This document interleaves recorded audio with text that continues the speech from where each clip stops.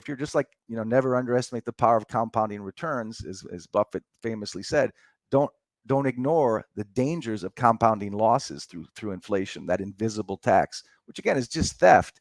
And as I've said so many times, that hurts everyone. It is an invisible tax. It's absolutely fatal to the working poor, which is the U.S. middle class. And it's the same, I think, more so in the U.S. than other parts of the world, but certainly inflation in the U.K. and in Germany and other places is being palpably felt. But when you add that invisible tax of inflation, or the debasement of your currency, with then rising rates, which we've had for the last many years, a couple of years, when you add that rising rates to an invisible tax to then actual income tax, what are you left at the end of the year with? Very little actual free capital with real purchasing power.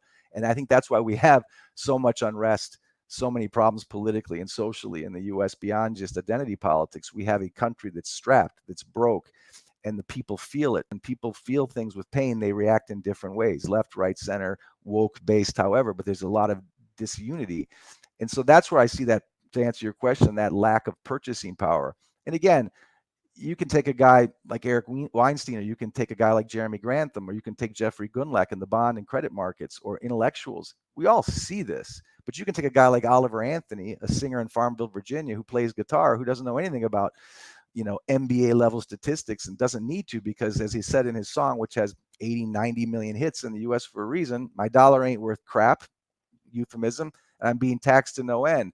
That's the cry of the middle class.